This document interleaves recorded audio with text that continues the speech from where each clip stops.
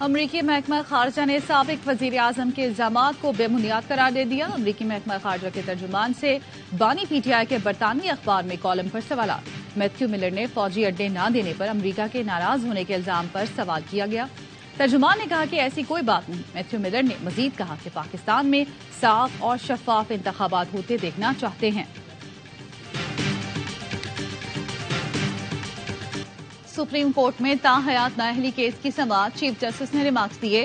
Election سے متعلق تمام کیسز آئندہ ہفتے ریگولر بینچ میں مقرر ہوں گے۔ اس کیس میں انفرادی لوگوں کے مقدمات نہیں سنیں گے۔ ہو سکتا ہے تب تک ہمارا اس کیس میں آرڈر بھی آ چکا ہو۔ جسٹس منصور علی شاہ نے استفسار کیا، آپ کے مطابق نااہلی کا ڈکلیریشن سول کورٹ سے آئے گا؟ جہانگیر ترین کے وکیل مختوم علی خان نے کہا کہ سول کورٹ فیصلے پر کسی کا کوئی بنیادی آئینی حق تعمر ختم نہیں ہو سکتا۔ کامن لا سے ایسی کوئی مثال مجھے نہیں ملی۔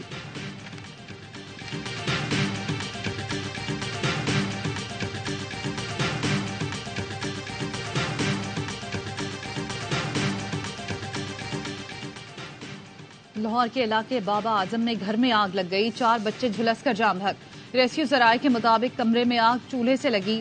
جاں بحق بچوں میں کمسن نور فاطمہ، ایمان فاطمہ، اسماعیل اور ابراہیم شامل۔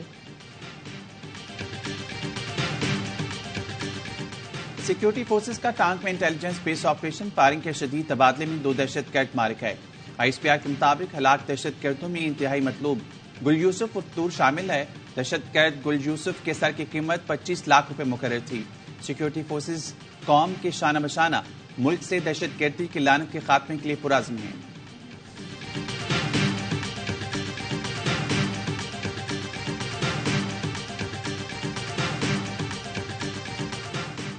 شمالی بلوچستان میں کوشک ٹاپ اور خواجہ عمران میں ہلکی برفباری، چمن قلعہ عبداللہ میں بارش، نشیبی علاقے زیر آب، سردی کی شدت میں اضافہ۔ پنجاب، خیبر پختونخوا اور سندھ کے میدانی علاقوں میں شدید دھند۔ موٹر وے M1 پشاور سے برہان، Swat express way colonel Sher Khan سے اسماعیلیہ اور موٹر وے M5 شیر شاہ سے روہڑی تک ٹریفک کے لیے بند۔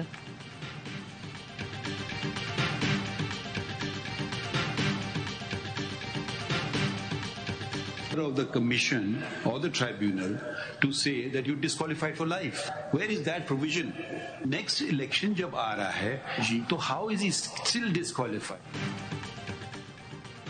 بغاوت کرنے والا 5 سال جھوٹ بولنے والا تاحیات نااہل کیسے ہو سکتا ہے؟ پارلیمنٹ نے یہ ترامیم مرضی سے نہیں کی، ان پر تھوپی گئیں۔ پورے پاکستان کو یکمال بنانے والے دوبارہ الیکشن لڑ رہے ہیں۔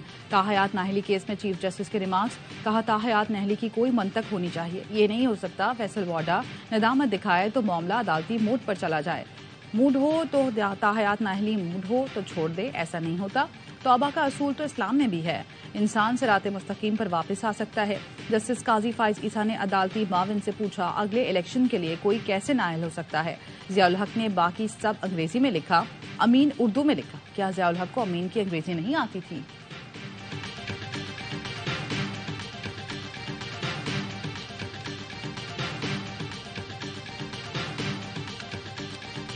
Dictator comes along and says, no, I introduce Sadiq, Amin. اپنے اوپر کیوں نہیں کنڈیشن ڈال دی ہے؟ I'm talking about 18th amendment. اس کو چھوڑ دیجیے، امینڈمنٹ بھی تو گن پوائنٹس پہ ہوئے ہیں۔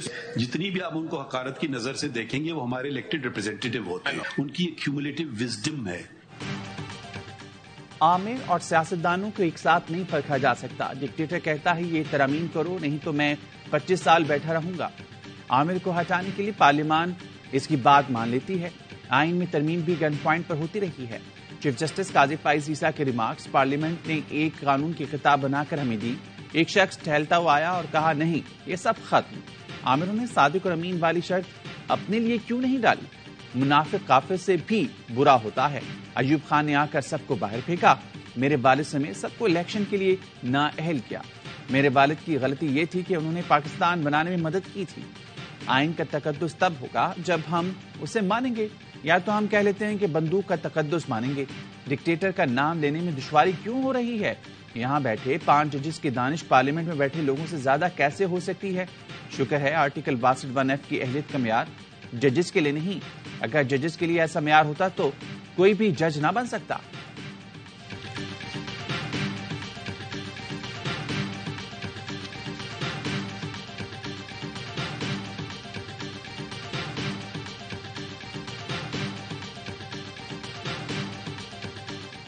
واللہ واپس چاہیے، تحریک انصاف نے سپریم کورٹ کا دروازہ کھٹکھٹا دیا۔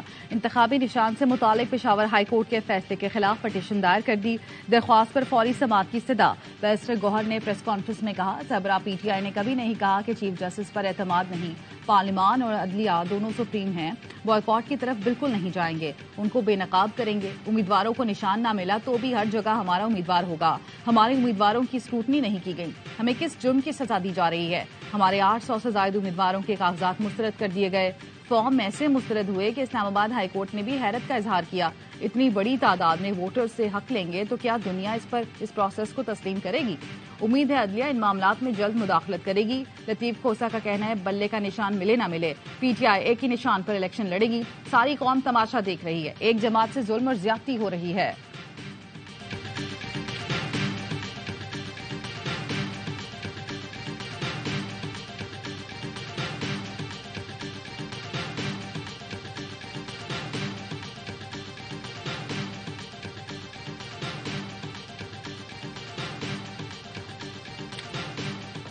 تکلیف ہوتے ہیں تو وہ خود لندن بھاگ جاتے ہیں۔ اب الیکشنز میں پیپلز پارٹی کی حکومت بن رہی ہے، ہم آپ کے لیے یہاں رائے گنج میں مفت علاج، اگلی بار جب دل میں تکلیف ہوتا ہے اور فیبری 8 پہ ہونا ہی ہے۔ 8 فروری کے بعد دل میں تکلیف ہو تو رائےونٹ میں ہمارے بنائے اسپتال میں آپ کا علاج ہوگا۔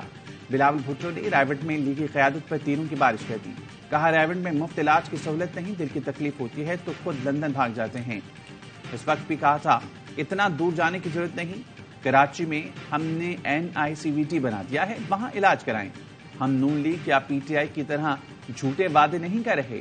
بلاول بھٹو نے اپنے منشور کا اعلان بھی کر دیا، بھوک مٹاؤ پروگرام، بے نظیر مزدور کارڈ لائے کا وعدہ کر دیا۔ بلاول بھٹو کا NA 127 لاہور میں الیکشن آفس کا دورہ، کارکنوں نے پرتپاک استقبال کیا، چیئرمین نے کارکنوں سے ہاتھ ملایا، ایک خاتون نے بلاول کے سر پر ہاتھ بھی رکھا۔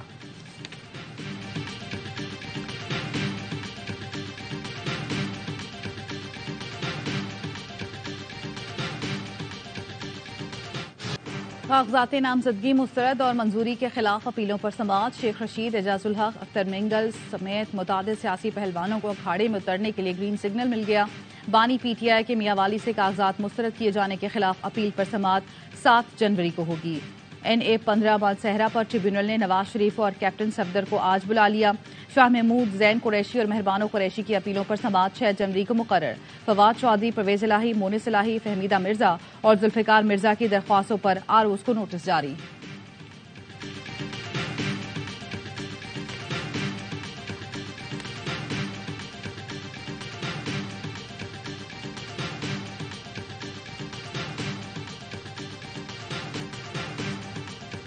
آرٹیکل 62 اور 63 پر عمل ہو تو سیاست کرپشن سے پاک ہو سکتی ہے۔ جمہوری ملکوں میں کرپٹ افراد کو عوامی منصب پر برداشت نہیں کیا جاتا۔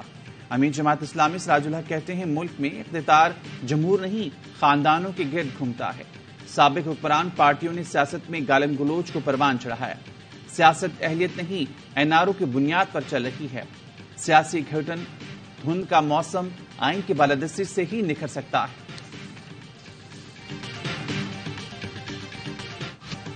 اختیار سب کے لیے، MQM پاکستان نے اپنا منشور پیش کر دیا۔ خالد مقبول صدیقی کہتے ہیں ہمارے پاس آئینی نسخہ تیار ہے جس میں تمام مسائل کا حل ہے، ہمیں ادھوری نامکمل اختیارات کے بغیر جمہوریت نہیں چاہیے۔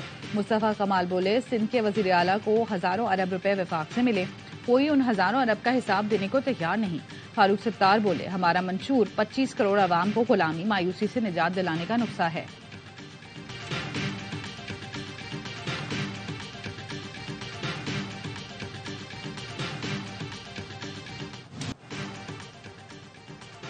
بجلی 4 روپے 12 پیسے کی یونٹ مزید مہنگی، جنوری کے بلوں میں اضافی ادائیگی کرنا ہوگی۔ اضافہ نومبر کی ماہانہ فیول ایڈجسٹمنٹ کی مد میں کیا گیا، نیپرا نے نوٹیفیکیشن جاری کر دیا، اطلاق لائف لائن اور کے الیکٹرک صارفین پر نہیں ہوگا۔ پورا گھر جل گیا، کوئی سامان نہیں بچا، بچی کا جیز بھی جل گئے۔ ابھی یہ مہینے میں شادی تھی میری نواسی کی، پہننے کا کپڑے بھی نہیں ہے، کہ کپڑے پیروں میں جوتی بھی نہیں ہے ہم لوگ کا۔ اب تو ہمارا تو جینا آرام ہو گیا، ہم کہاں جائیں گے، بس رب کے سوا کون ابھی ہمارا۔ کراچی میں چند گھنٹوں میں جھگیوں میں دوسری آتشزدگی، فائر بریگیڈ کی 5 گاڑیوں نے ملیل سٹی میں لگی آگ پر قابو پا لیا۔ ایک خاتون جھلس کر زخمی، اسپتال منتقل کر دیا گیا۔ شام کو 3 ہٹی پل کے نیچے آتشزدگی سے 100 کے قریب جھگیاں خاکستر، رہائشیوں کی جمع پونجی راکھ ہو گئی۔ ایک خاتون نے کہا بچی کا جہیز جمع کر رکھا تھا، آگ نے سب ختم کر دیا، لوگ اپنا کوئی سامان نہ بچا سکے۔ فائر بریگیڈ کے عملے نے 1 گھنٹے سے زائد وقت میں آگ پر قابو پایا۔ خوش قسمتی سے کوئی جانی نقصان نہیں ہوا۔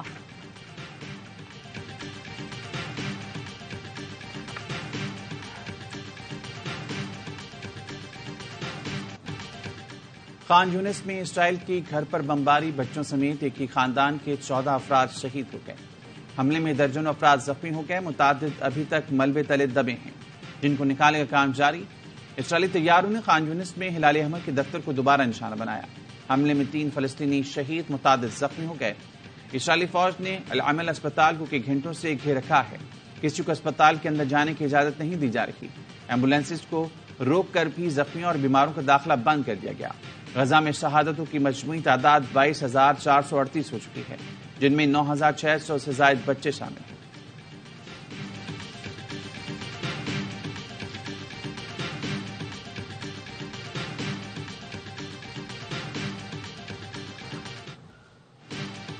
اسرائیلی ڈرون حملے میں شہید ہونے والے القسام بریگیڈ کے شیخ صالح العروری سمیت 3 رہنماؤں کو سپرد خاک کر دیا گیا۔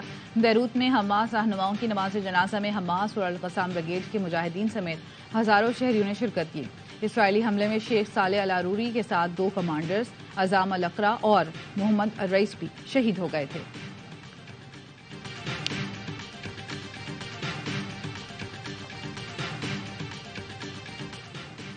خارجہ پالیسی کا مقصد امن اور باہمی فائدہ مند تعلقات ہونا چاہیے۔ ایسی پالیسی اپنے لوگوں کی سماجی اور اقتصادی بہبود کو ترجیح دیتی ہے۔ نگراں وزیراعظم انوار الحق کاکڑ کی وزارت خارجہ میں سفیروں کی کانفرنس میں شرکت، کہا پاکستان عالمی قانون اور اقوام متحدہ چارٹر کے لیے کھڑا رہے گا۔